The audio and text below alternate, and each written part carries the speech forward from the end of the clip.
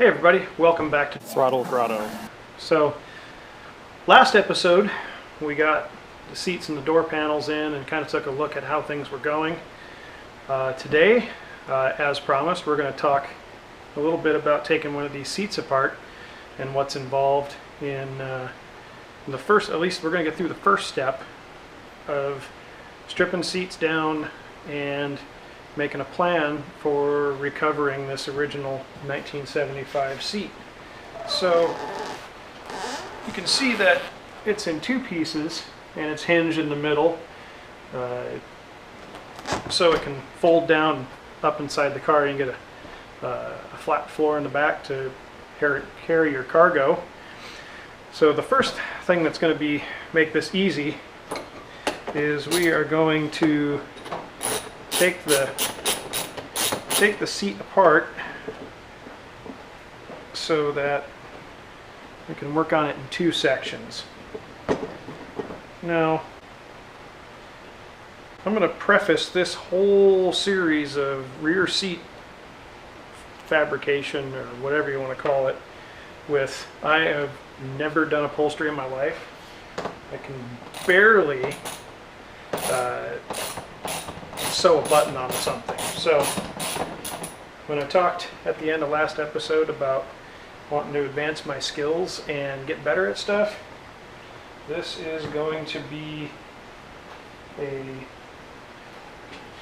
either a complete learning experience that I grow from and are successful at, or it is going to teach me that I should never do upholstery again. So we're going to find out. One thing that I noticed just taking the seat apart is I don't recall ever seeing this on the later cars. Another little weird difference, I think, of the older cars versus the newer cars is this little plastic latch or plastic pull strap that connects to a latch that releases it so that it'll fold up out of the way. I don't recall seeing these on the newer cars. They could be there, but I just haven't seen that. So, but I do know that these seats have some unique differences between them and the newer Rabbit seats. One is being the shape. They attach to, or they latch into the body a little bit different. And as you can see, these were made on a crazy tight budget.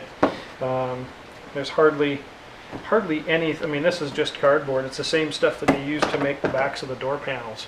It's, these were economy cars. They weren't made to be fancy or expensive or any other stuff. That's just what it is. You start playing around with cheap cars and you get cheap materials.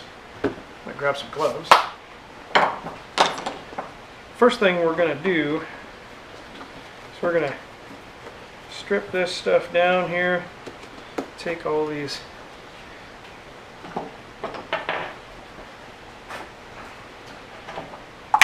all this hardware off of here. Put that down there out of the way for now. Now, if any of you have looked at doing upholstery, you've probably heard of a thing called a hog ring tool, or a hog ring pliers. And I don't have one of those, but for what we're doing right now, it's not necessary. And I'm sure there'll be people out there that agree or disagree with my statement, but you can certainly get by without a pair of them. You don't have to buy a fancy tool. I'm a big proponent of having tools for the job, but you don't have to have the fancy hog ring tool to do, especially to do the disassembly portion of this process. And you know what, these are so old that right now I can just peel this cardboard away without even trying. Some of you might be thinking that I probably should save that for a template, but we don't really need a template, especially one that's all twisted and broken, and we can certainly make another one when we get down to the end of it. And truthfully, we will, but we're going to make it out of something a little bit nicer than like 40-year-old press board. And then we have a whole nother mess in here, and that is this,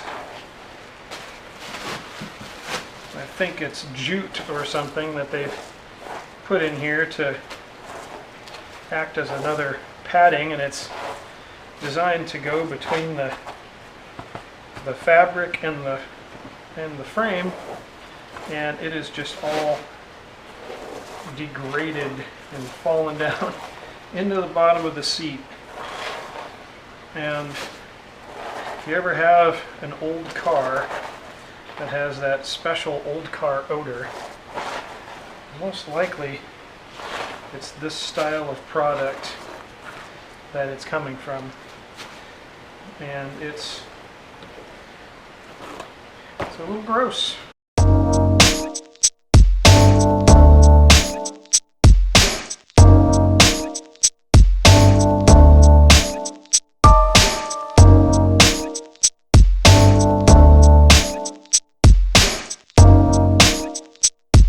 Because there's a little center peg that goes through and spreads them.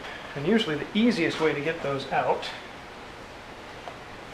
is just to punch them through. And you end up losing the little center peg in a... But I don't know if you can see that, but so once you push the little piece of plastic through, it splays those out, kind of like toucans, and gives them the grab that they need. So in this instance,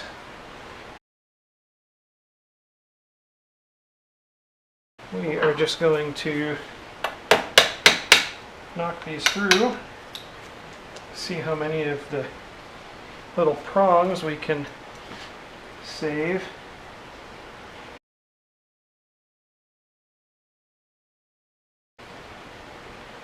Oh, now this is way cool. This is a piece of paper from who I assume originally made the seat.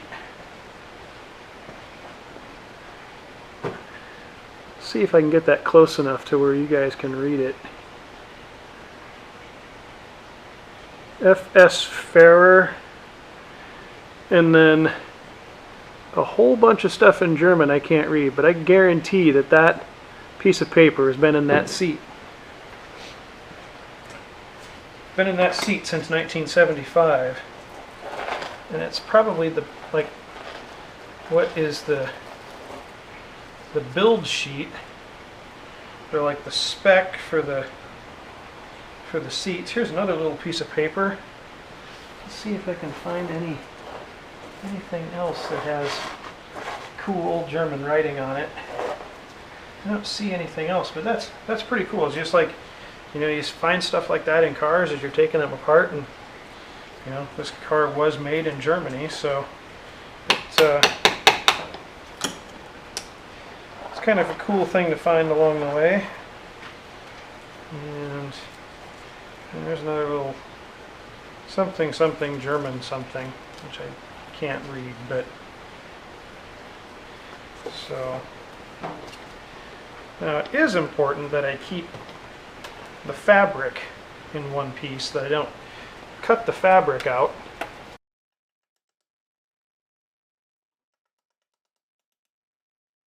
Grab the pegs as they come out here.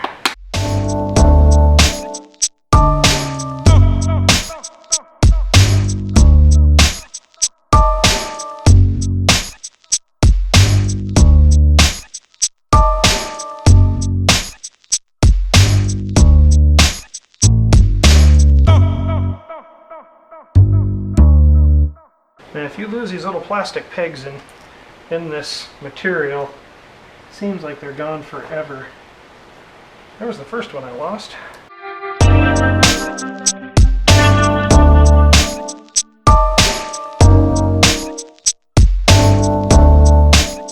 Pull these back out. They come out real easy once you have the inner prongs released.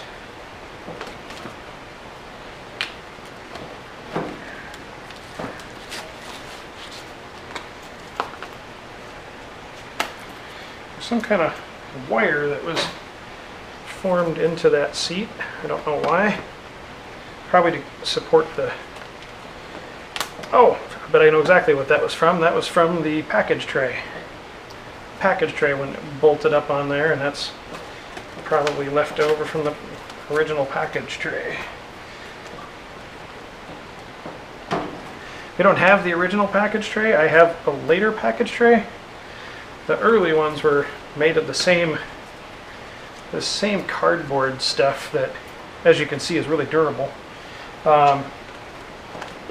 And the later ones are like a fiberglass hardboard material, way more durable. So it's not perfect to make it with the later one, but the later ones definitely last longer. So now we've got that off. You can see here we've got these little sharp tongs that the fabric is just stretched over. And we just peel those off of there. There's one up here. Sometimes it's easier to bend them up a little bit so you can get at them.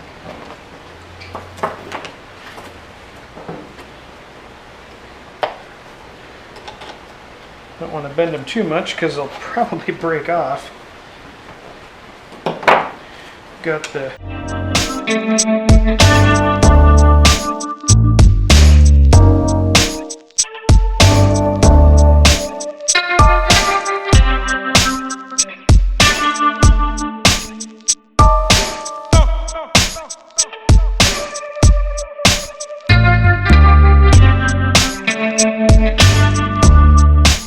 gotta be really careful with these little guides, because I'm sure finding a pair of those will not be easy if I lose or break them. And then we'll undo the little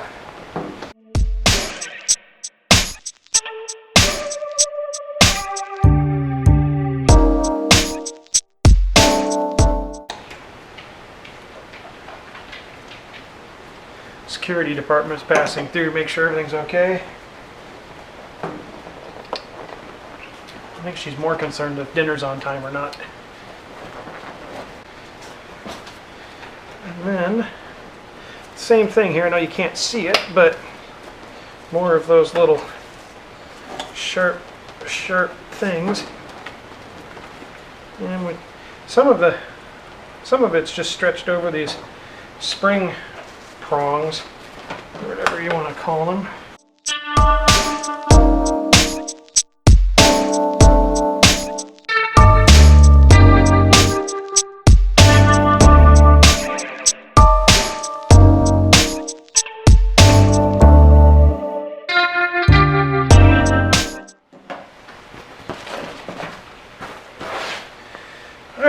So now we've got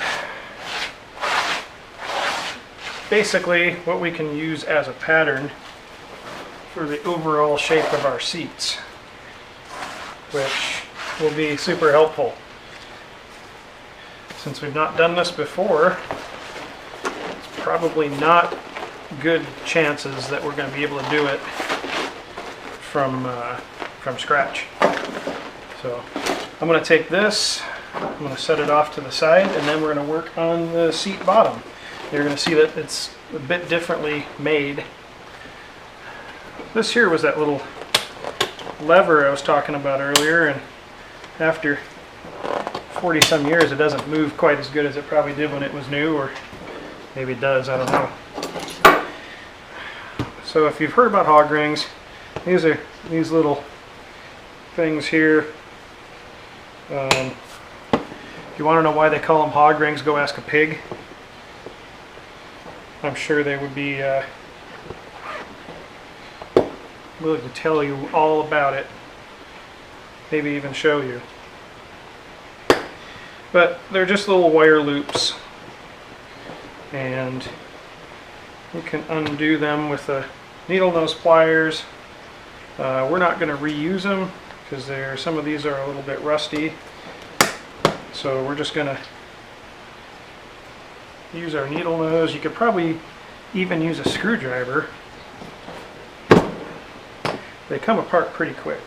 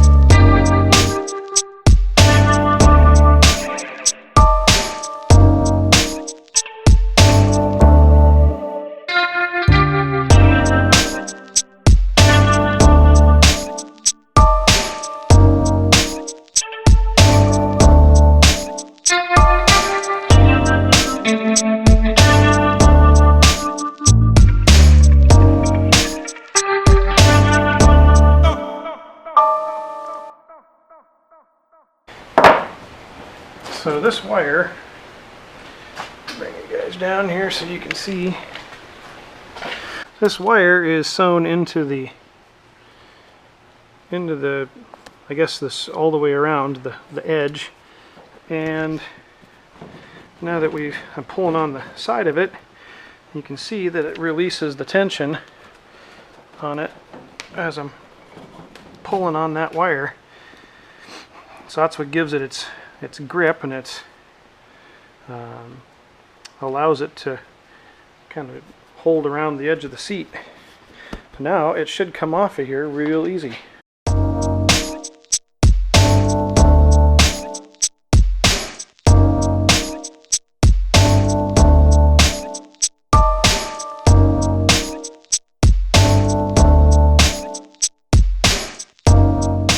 And there we go, one cover. Comes off super clean, super easy. Wanted to see how it was made underneath. It's just a bunch of fabric sewn together with a little bit of overlap there. It's probably exactly how we'll make ours, except we're going to shoot to have plaid here in the centers of this seat as opposed to vinyl. So we'll fold this up. So that was the easy seat. Let's compare that to one of the newer seats. And you'll see a big difference in how they're made. This is our 2015 seat bottom, and you can see from underneath it looks pretty similar actually, at least underneath, to the 75 one. One of the biggest differences is how they attach it. It's much simpler to take one of these seats apart. In fact, it literally unsnaps. Now, this won't apply to the upright portions of the seats, but this part of it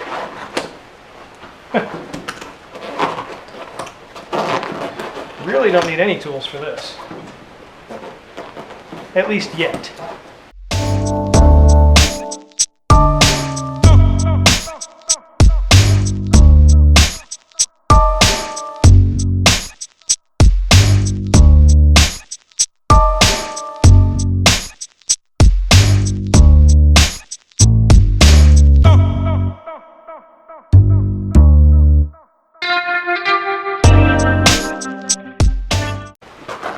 So that was the easy part. This is where it gets a little more complex.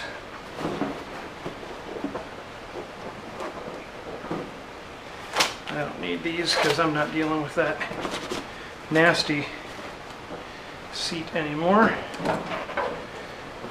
So now you can see, I think we've got our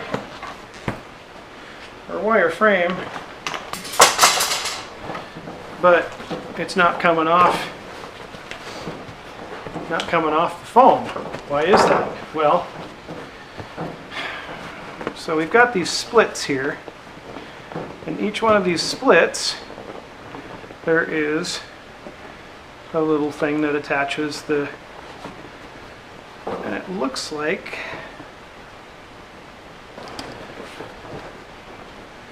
get a better look here with,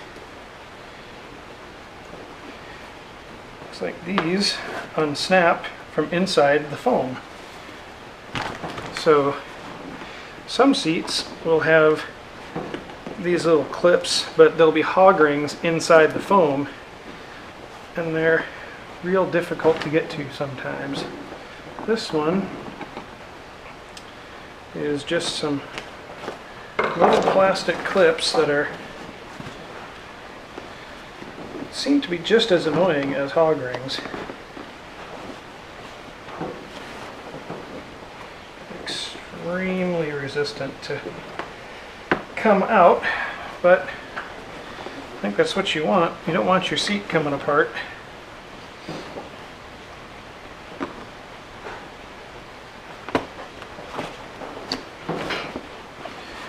But I would assume that over time these plastics are going to get weak and break, and then at some point someone will go to do this and they will just break all the clips. Now I need to find my pliers. Now we're into hog rings. So now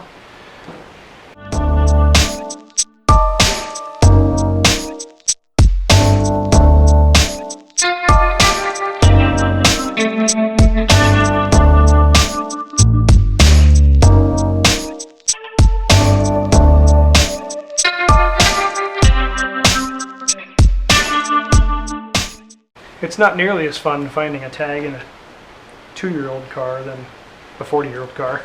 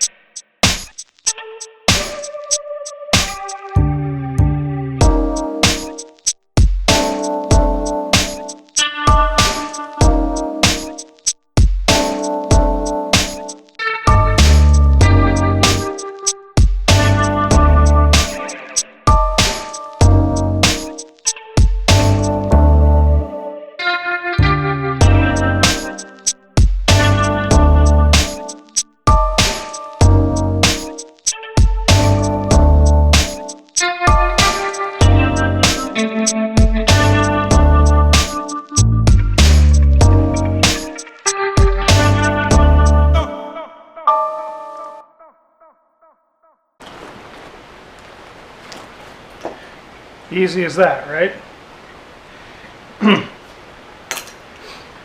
My hands are absolutely like exhausted right now, but we have one completely undone seat cover, so you can kind of see the difference in how they're made.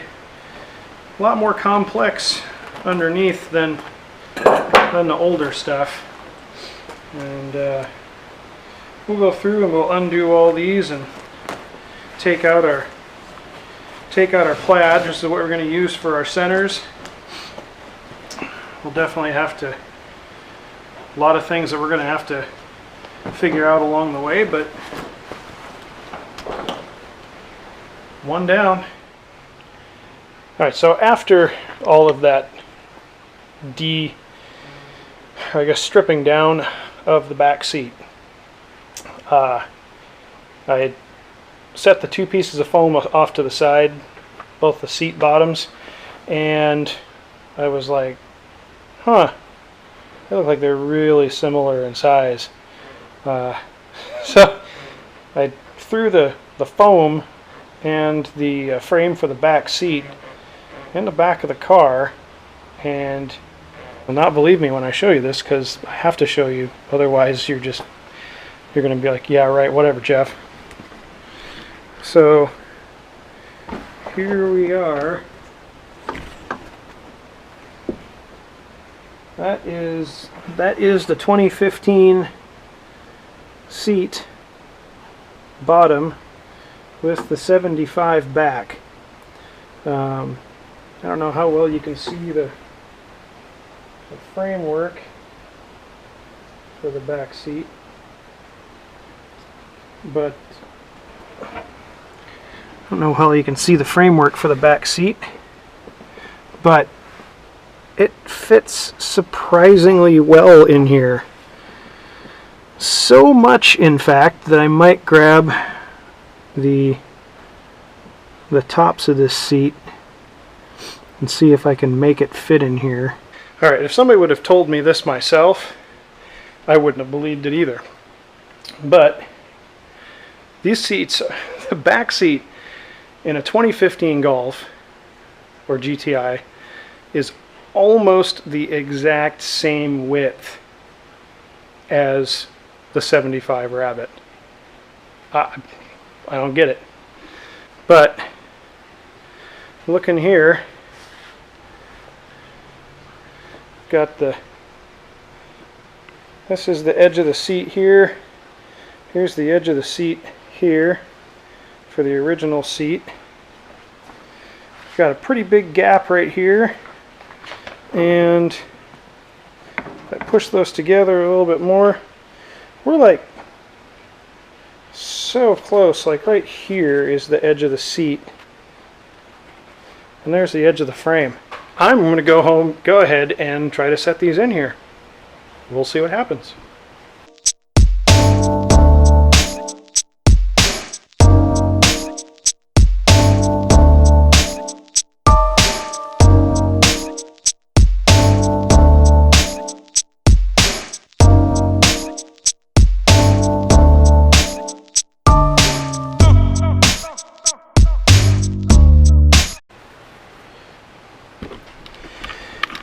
Alright, you guys we're all seeing this for the first time, I think.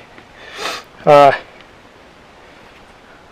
that is a 2015 Golf GTI seat, and it fits.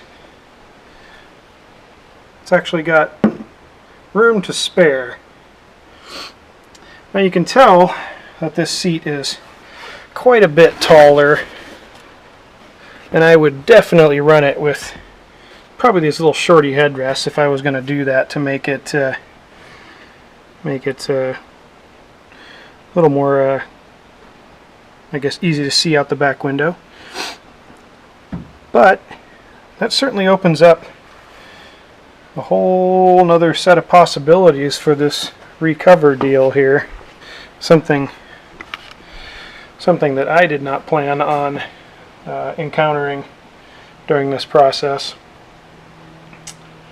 So we've got some things to think about and figure out how we're going to make this work best in this car.